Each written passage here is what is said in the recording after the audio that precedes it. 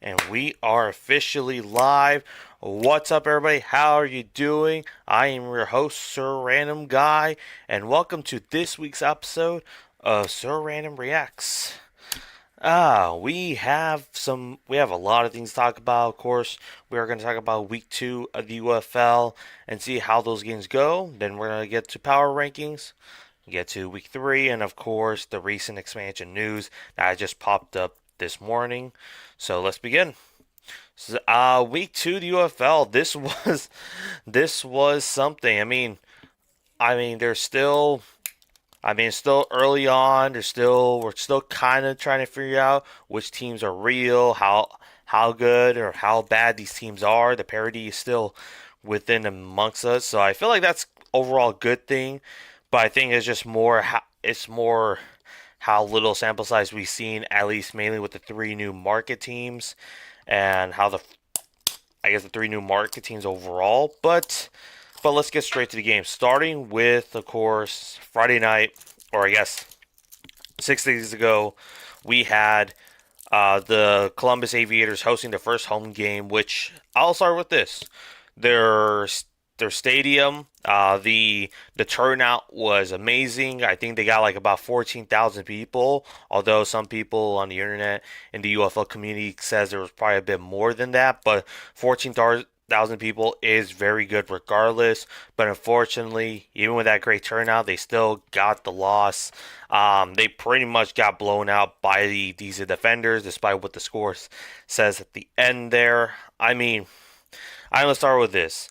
Columbus. It seems like they do put up a effort, but also I think it's just those costly mistakes. That's been I feel like the theme for the first 2 weeks of them is like I don't really think they're necessarily a bad team, at least based on that I know, based on how I've seen them play so far. But they just haven't shown anything impressive as well.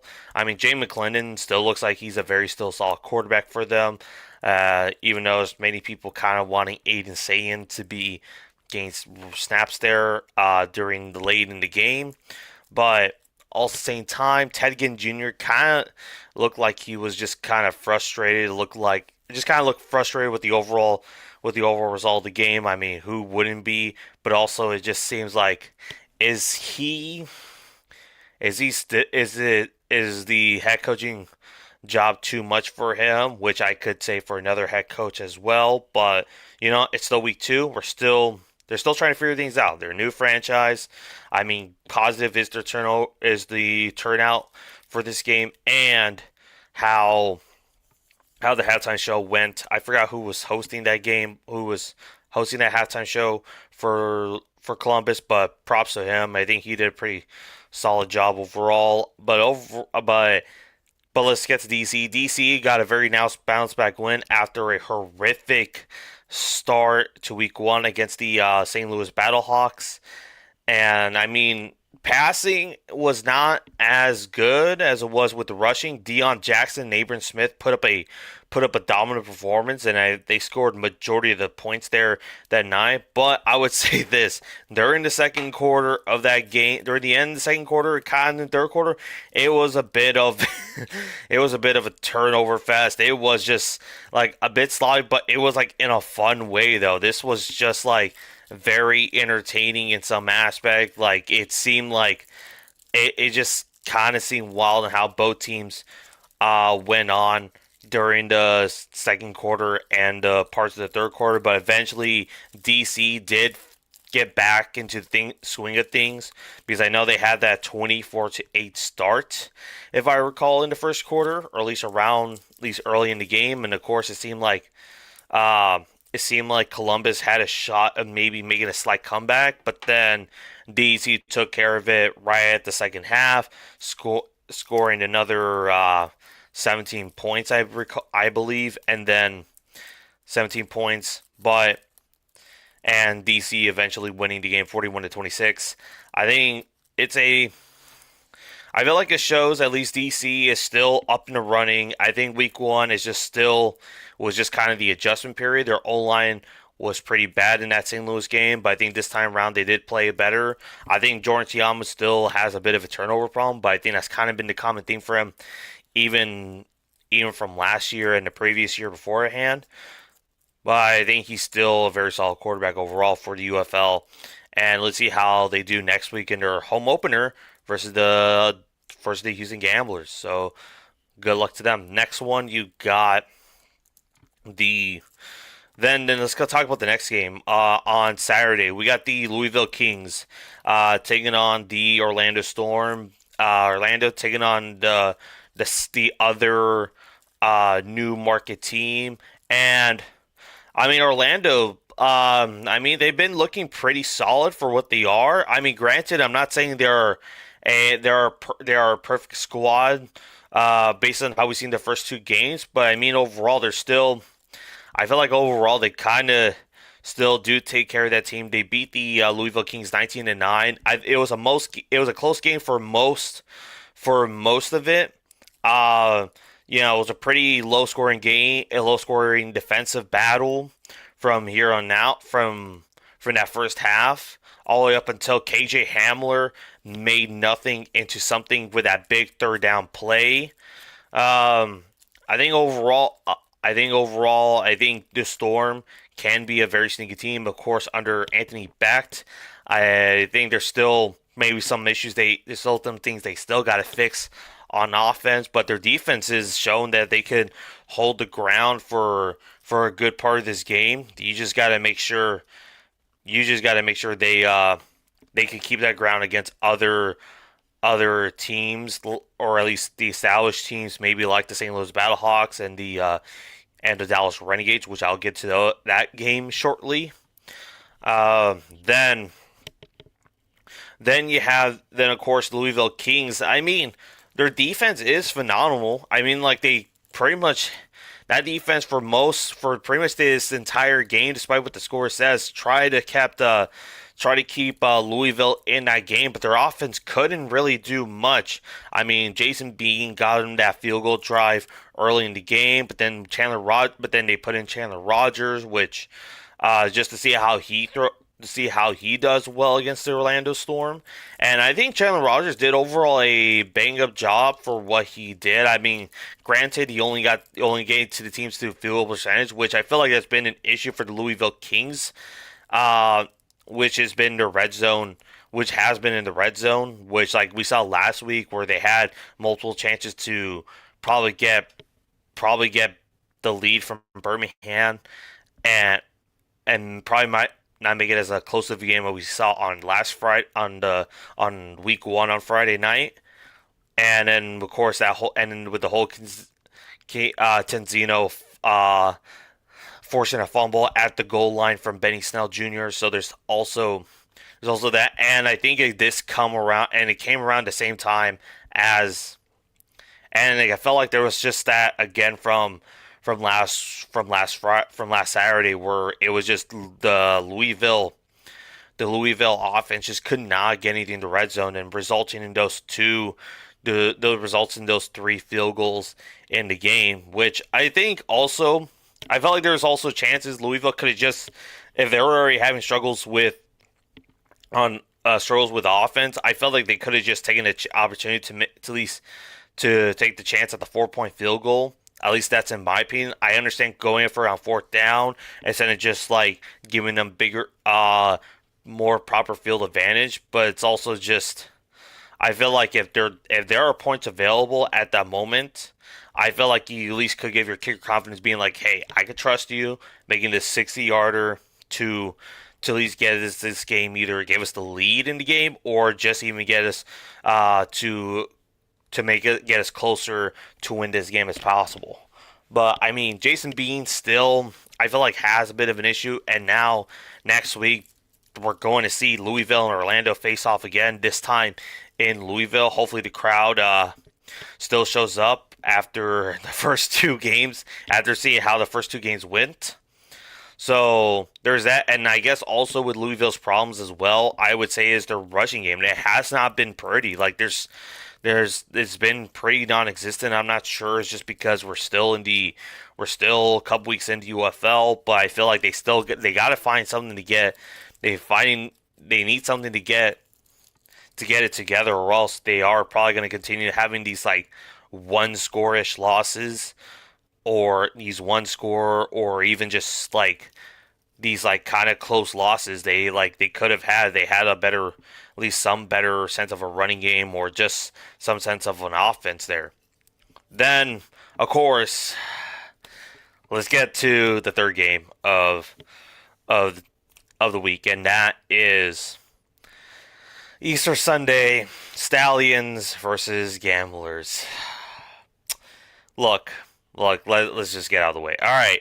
I mean, it's just kind of how I watched this game. Like, Stallions definitely had a chance to make this a wider game. They really had an opportunity. Of course, like, they did not decide to go for that field goal early in the first quarter of that game, which that eventually did bite them in the butt. Because again, I get it. You know, you're trying to take the risk. You're trying to go for a fourth down. But hey, if there are 3 points available, take the points. So Houston, I mean, I'll give him props. Nolan Henderson redeemed himself after last week, because if you from what you saw, if you saw what you saw from the Renegades game on Saturday, from Saturday week 1 to what we saw this past Easter Sunday, he just looked like a very different quarterback. But I feel like that's kind of been the common theme for Nolan Henderson, where he's just been inconsistent. Like, one week he could look very terrible, but then the next week he looks actually like a pretty decent QB. So what are we going to see this upcoming week versus the defenders? That is time to tell. It seemed like he almost, even then, we almost saw Nolan Henderson was about to almost look like he was going to be down for a bit, and we could have seen Talia Tagovailoa or to his younger brother. I think I think this was a game that Birmingham just shot themselves in the foot. I think Birmingham definitely had a shot to win this game, and especially during that last drive where Birmingham just either let them go for either convert them fourth down, or the penalties, especially that DPI call that Kevin Sumlin, especially that DPI call, that they that wasn't called until Kevin Sumlin pulled out the challenge flag, which became a pass interference call. And again, they had their opportunities. The Stallions did blew it, and I don't know how the Gamblers do it every year, every time when they're the Gamblers, that they find a way to beat the Stallions. But the Stallions will at least have an opportunity to take the revenge on the Gamblers to even the series on week 10.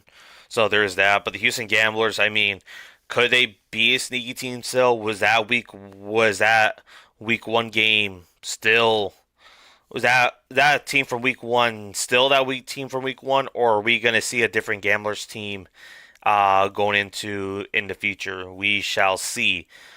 Uh then finally, we had our first Tuesday night football game, and the only one of the season, between the St. Louis Battlehawks and the Dallas Renegades. And this was a marquee matchup this past week, because it was the battle of the 1-0 teams, and we were just trying to see which team is real. Because of course we saw how Dallas performed against the Gamblers on Saturday, and it looked like they might be the best UFL football team this season. Meanwhile, the St. Louis Battlehawks, although their offense did raise concern, but their defense was immaculate. So this was going to be a game we shall see if Austin Reed is going to be that guy, and he was that guy indeed. He put up 3 touchdowns on, I think he put up 3 or 4 touchdowns on Tuesday, and like, he still showed that he can be.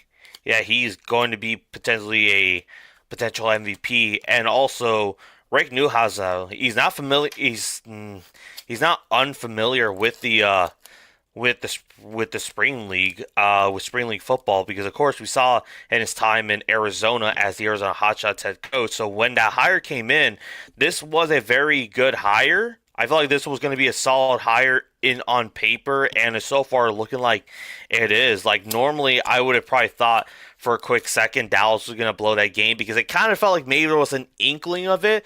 Because then that's kind of how we saw it with the Renegades the last 2 seasons, where although they were a pretty solid team on paper, but they just kept blowing their opportunities at the worst time. So it's just those once. It just seemed like when Rick Neuhauser can he finally get this team to the hump, and we potentially might see it. And everyone's kind of giving them as an early UFL, in season tournament, UFL championship favorite as of right now. Then we'll probably what we saw with the preseason with DC, Birmingham, St. Louis. So as of right now, yeah, Austin Reed put up a great performance, looking like a potential MVP candidate right now. Meanwhile, the Battlehawks, their defense, like this, just kind of felt like this was what was going to happen if St. Louis faced the better offense, and we did see the result because St. Louis, as much as they tried their best to keep the Arlington offense, but they couldn't do it. They couldn't really fully do it, and it didn't help that the Bellhawks offense was just very sloppy. Brandon Silvers just does not look like he's the guy to lead a charge, and I'm surprised they didn't just give like maybe Harrison Frost or Michael Pratt some reps to maybe be like, hey, we could try see something because I. Not sure if it's just like the lack of chemistry between Silvers and his receivers because there's been a few miscues during the not only from Tuesday's game, but on Sunday's game as well, or Saturday's game on week one. It's those ones you just got to think will the Battlehawks finally get something on offense because you have AJ Smith who's supposedly who's been like one of the more like popular typed coordinators in the UFL in in the past like couple seasons. We saw him from the Roughnecks and then with the Brahmas in 2024, and of course he left early in the UFL in 2025. So, and I get it. AJ Smith has worked with Silvers in the XFL, but I think it's probably time if the Battlehawks don't get anything done this week versus the early on this week against the Birmingham Stallions. I think it might be time to consider a QB change for the St. Louis Battlehawks. But those are the games based on my reactions. I think so far, based on how I see this, Dallas just already looked like a team that's ready to roll. Based on how I've seen so far, DC did get a great bounce back. Houston got a big win against their I would say their former division rival in the Stallions. Stallions definitely need to get some cleanup for sure. Agent McCarron, you gotta work on this, man, or else afraid you might not be a guy that'll be cut up for this league too. But we shall see. Battlehawks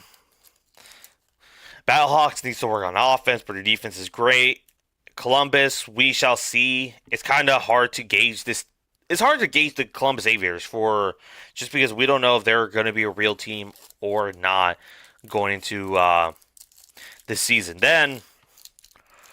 But let's get straight to my power rankings. And of course, if you guys see them on the UFL community on Twitter, that's there. But let me put it up. All right, so of course here are my power rankings. I'm just gonna kind of go in depth as to why these rankings were there. Louisville Kings, who were there at number 6 this past week. I have a number 8. It was a tough. I'll say this disclaimer. This was a tough week in general to where you put these teams on rankings because some of the performances look bad. Some of them you're just kind of like in the mix of what do you do with some of these teams because I'm trying to do my best not to fully overreact to what we saw this past weekend, and it's kind of hard just to see what's going on. But Louisville at 8, I really think they have potential to be a decent squad. I really do. It's just more, can their offense finally get it done? Is Jason Bean the future? Are they going to roll with Chandler Rogers? So far, it seems like Jason Bean will start week 3 versus the Storm on Friday. But it's those ones is like, can this team finally get something together? Because I think this team probably could have been a 2-0 team if they wanted to be, but they just failed to get any opportunities together, especially on the red zone offense, and they're lacking so much in their run game. So we shall see how that one goes. But at number 7, we got the Columbus Aviators, and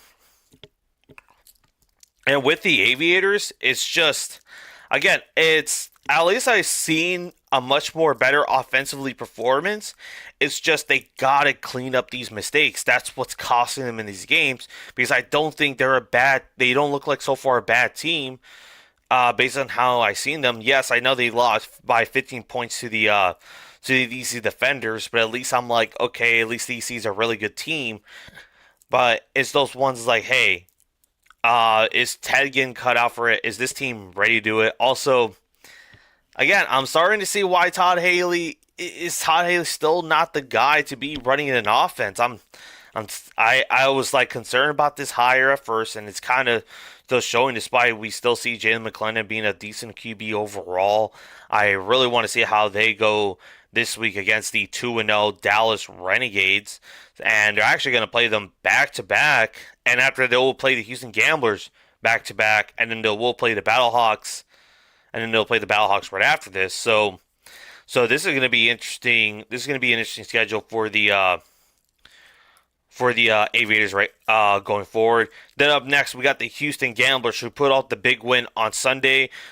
Houston, of course, even they still show like they still kind of have some they still show they're a very like flawed team on offense, but their defense did a much better job this past weekend. Matt Corral, of course, they took those turnovers from Matt Corral, and can this team like at least get a better bounce back these upcoming weeks?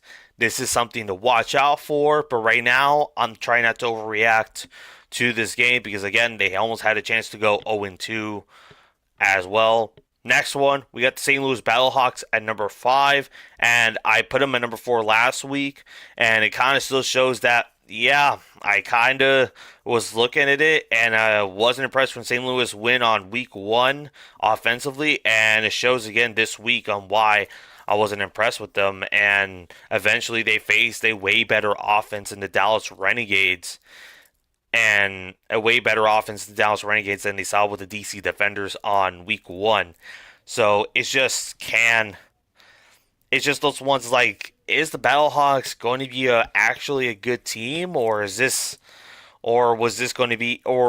just a one-time thing, and hopefully they finally get together? Because I mean, they're going against, well, the team I put number 4 in my rankings this week in the Birmingham Stallions, which again, I try not to overreact too much, because I know I've seen some power rankings putting them at 6 this week, and I get why, because it was like, oh, like you lost to basically to the worst team in the league, but I still think they still put up a very close game. I think they just got to clean up some mistakes.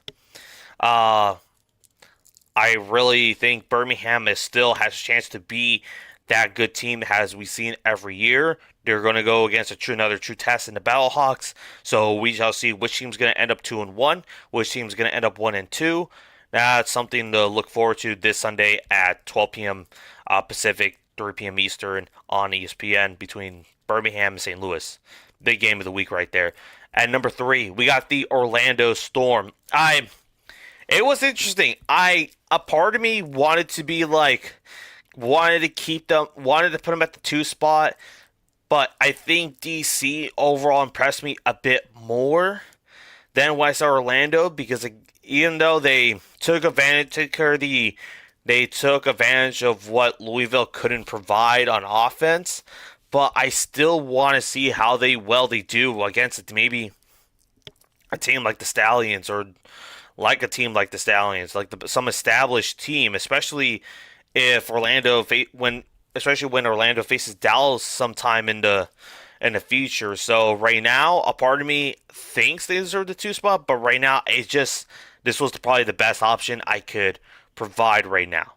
Then at number two, I got the DC Defenders. After starting off very rough, they had a very big bounce back game. Their running game was very good. They still had to have a couple. They still had some turnover. Still had turnover with Jordan Teamu, but nonetheless, they got a very big bounce back win against the Aviators. Next week, they're going to go against the Gamblers, and we'll see how both teams are going to play out.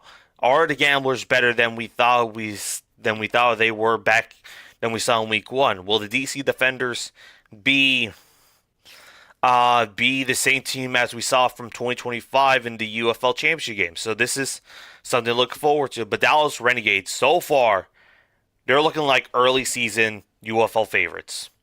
I mean, their offense has been amazing. Austin Reed still showed that, hey, this is why he's the QB1 of the Dallas Renegades, and it's showing. And I am very impressed with what Dallas is doing so far, led by Rick Neuheisel. So it's something to look forward to keep an eye out. But yes, so those are my week 3 power rankings.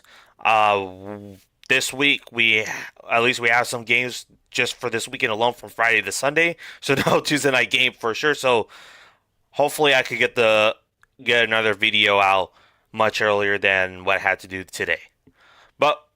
But onwards to my week 3 predictions, and then I'll get straight to the upcoming expansion news. All right, so we got week 3 of the UFL, and this one's interesting. So this one's going to be a very weird week. Starting with Friday Night Football. Yes, it is going to be a back-to-back game. We got the Orlando Storm taking on the Louisville Kings, this time in Louisville. And this game was a weird game for me to gauge because they just played recently, and it's kind of hard to really, since they haven't had enough time, since only been 1 week since they played against each other, and there's no like any time and space in between to be like, okay, I could definitely see an upset here, but it's kind of hard. I can definitely see why Louisville could win this game. I think they could see what they can do, see the mistakes they made on Saturday, and I could definitely see why Louisville can pull this upset. But Orlando, I think it's just going to be a matter of time who has the better coaching, and Anthony Beck so far has shown why he is one of the best spring league coaches we have seen in the UFL. It's just more in UFL/XFL. It's just more. He just needs to win a playoff game. And I think, again, this one's going to be probably a closer game. I think Louisville's definitely going to have a shot to clear mistakes, but I still don't trust also that run game. They haven't done anything those first 2 weeks, and the fact they're going to go against the Orlando Storm once again, it still gives me concern. They have a better run game. I think Louisville can definitely have a shot to pull this upset and get their first win of the season. But right now, I'm still going to pick the Orlando Storm for this game. Next one, we got the Houston Gamblers taking on the DC Defenders, and the only Saturday game of the week. Houston coming up a very huge win in their home opener. Oh yeah, I forgot to mention with Houston, Ludacris. It was a great performance. It was, but the crowd was so mild. I'm sorry, Houston just did not show up. Granted, it was Easter Sunday in Texas, so it is kind of hard for them to. It is really hard to get a crowd going since people like to, want to spend time with their families on Easter. And even though this game was like pushed to like a 5 o'clock p.m. Central Time, well, Ludacris was trying his best, but this crowd was not giving them anything. Even in the stands, they were just so like they just looked so bored. They were just like, "Why am I here?" They're like, "Oh, Ludacris is playing." Okay, so and that's just how it looked like to me. But sorry, got sidetracked there. But up next, Houston, DC. Houston got a very big bounce back win against their against the Birmingham Stallions. DC got a huge bounce back win this week against last week against the Columbus Aviators. It's been tough. This was a game that was kind of tough because, and again, as a UFL fan, I really like it because it's just like, hey, we're seeing the parity within the within all these teams. So, given the fact that this game doesn't always feel like there's a clear winner, shows something how great this league can be. But it's also just hard for us just to kind of pick a team in general. But I think here it is. This is DC's first home opener. The Beer Snakes are going to be unleashed. Everyone's going to get hyped up in DC and Audi Field this Saturday, and I think this is going to be still a bit of a close one, but I'm going to say the DC Defenders are going to pull off the win against the Houston Gamblers, starting the season at 2-1. Then on Sunday, we have a doubleheader here. We have starting with the early game, we got the Columbus Aviators going against the Dallas Renegades. Dallas putting up both back-to-back great offensive performances. Their defense is still holding up solid as well against his team. So I could see somewhat the same. I think this is the only game that you can kind of say there's probably a clear winner here. But again, you never know what can happen. The UFL, maybe Columbus kind of get their stuff handled together and rally up and get the first win of the season, pull a major upset against the Renegades at Toyota Stadium. So this game is still, I think this is going to be entertaining to watch, despite the Aviators having a 2-0 start. Sorry, 0-2 start. But I'm still going to pick the Dallas Renegades to win. I still think they show they could be the early UFL season favorites, and I think coaching is going to matter here once again. So give me the Renegades for the win. Then finally, the last Sunday game at 12 p.m. At 12 p.m. Eastern, we got 12 p.m. Pacific, 3 p.m. Eastern. We got the Birmingham Stallions and the St. Louis Battlehawks. Both teams coming off very tough losses, coming back with tough losses, and we're going to see which team has more issues right now. Is it going to be St. Louis's offense? Will it be Birmingham's play calling and their defense making some mistakes? This is going to be interesting to see. I think this is going to be a come down to wire situation because the Birmingham Stallions have been they've been probably historically been for the past few seasons a bend and don't break defense, and that's how we've seen this past 2 games as well. Especially St. Louis has also been having trouble on offense. Granted, they get a touchdown with the Defenders in week 1. They did get a touchdown with the Renegades in week 2, but can they get one with the Birmingham Stallions? I think there's maybe some slight chance, but with that being said, I think the Birmingham Stallions, I feel like, are going to be the much more organized team on both sides. I feel like they're more I feel like a balanced team is better than a one-sided team, because I think we could see a scenario where their defense is going to try to hold up. St. Louis defense is going to try to hold the Birmingham offense as much as they can, but eventually I could definitely see them getting tired out and Birmingham getting the win by another one-score margin. But yes, those are my week 3 predictions. I think so. Once again, I'm picking Orlando, picking DC, picking Dallas, and picking Birmingham. And last week I did go 3-1, so my record at the moment is 6-2 right now. So there was that. But finally, here comes the biggest news of the season, and that is the UFL in 2028 so far will have 10 teams, but they already announced the 9th team in the UFL, and that team is going to go to OKC. So starting in 2028, the UFL will have a team in Oklahoma City, and that is overall very great news. I mean, ever since the UFL has started, we've been getting rumors on expansion for a while, or at least kind of maybe being like, hey, can we get some of them teams back from the XFL and from the USFL? It's been weird, but and we heard the last off season, not in the 2024 off season, that hey, the team is going to expand sometime in the near future, which was like, oh, great. But then, of course, we saw what happened this past offseason with the teams getting rebranded, and it kind of just seemed like there's like, okay, maybe we have to push off expansion for another while now until we see some results from how these teams are going. But with Mike Rapoli, sorry, he's been most involved I have seen them. I've seen out of Dwayne Johnson from the last 3 seasons in his leagues, especially in those first 2 seasons of the UFL. Mike Ripoli's been showing up to more games than we have seen out of Dwayne Johnson. So it's just those ones I feel like at least I'm kind of liking that he's getting very involved, and now we are officially gonna have a new team in the next 2 years. So, congrats to Oklahoma. I feel like that's overall a great city to put it in.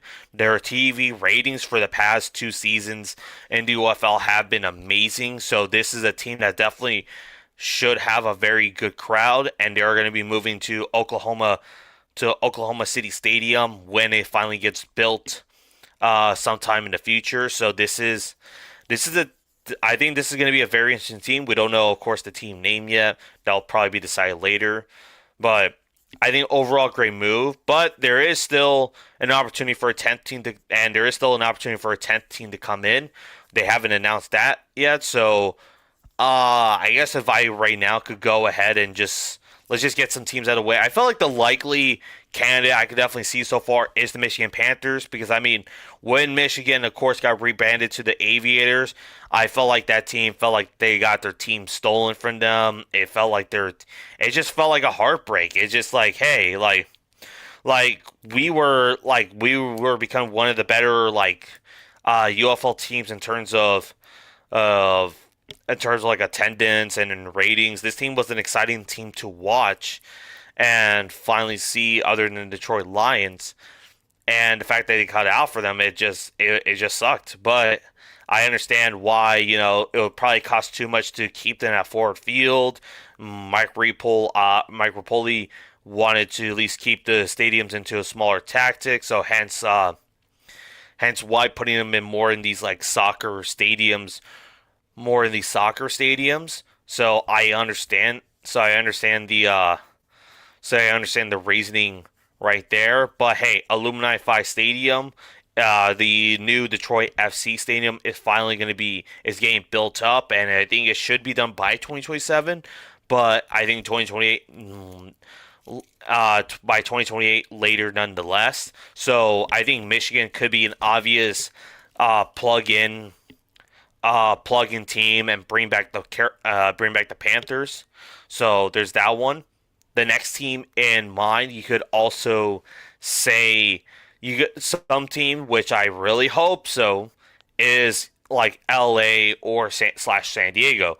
I think that team, I feel like that area has been very interesting to watch. I think the only thing is just going to be the travel cost. That's going to be the one thing that could potentially hold them back, being that. But at least with LA, you do have the LA Football Club Stadium, or you do have the LA Galaxy Stadium, Danny Hell Sports, and it has hosted a Spring League football team there in the LA Wildcats in 2020, the XFL.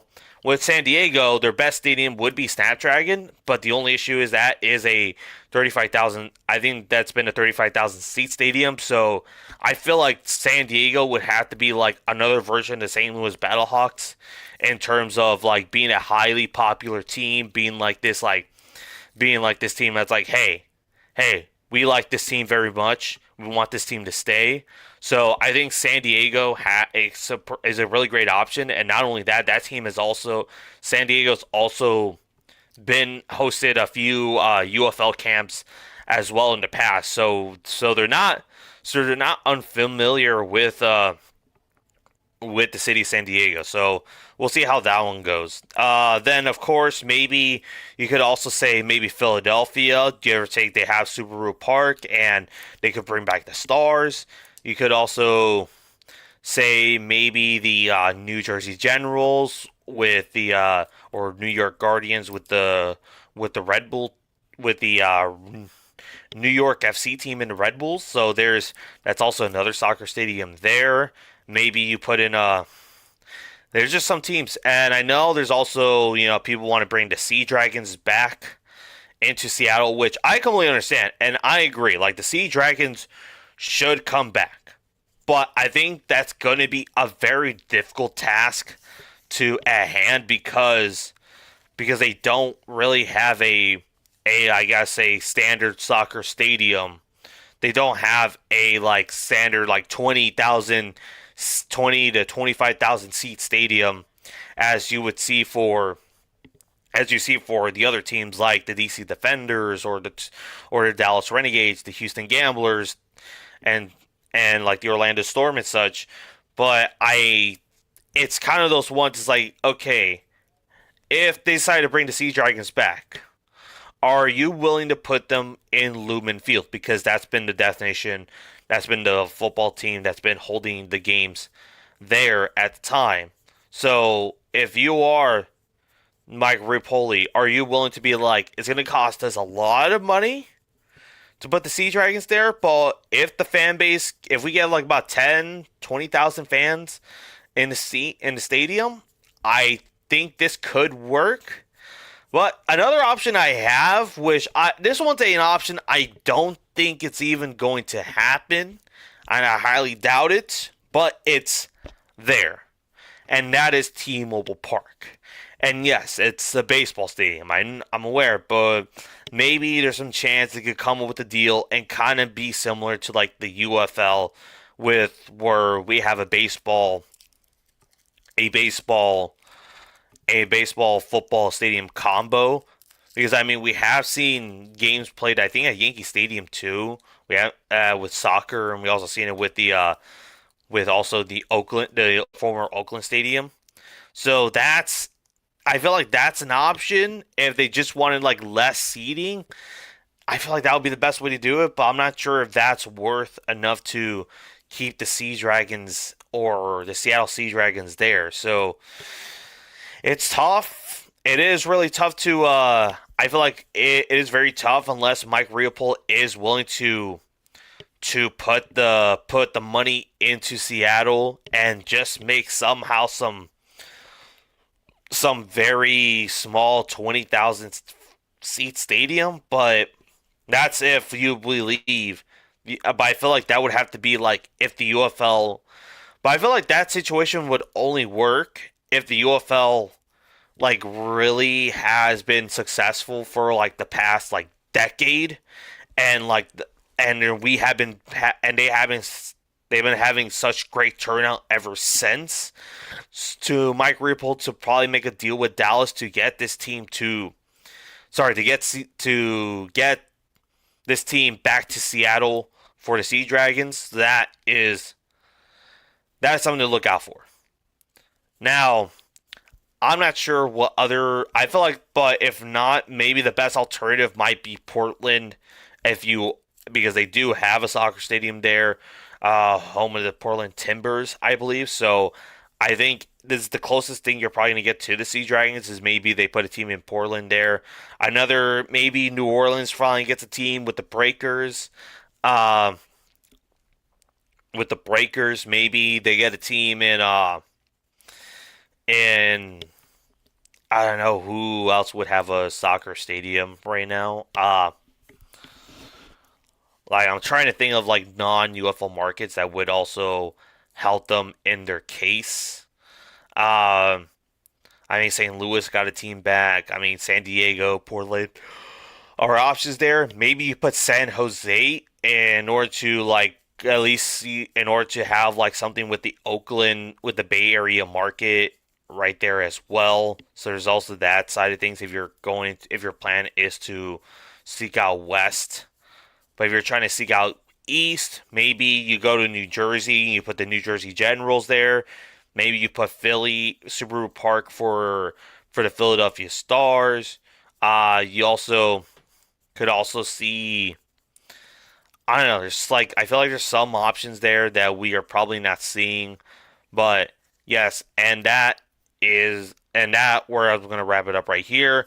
You guys, I hope you have an amazing day. Hope you have an amazing week. Um, UFL game this Friday. Go catch it there. Go Stallions. Giddy up. Peace out. A-Town down.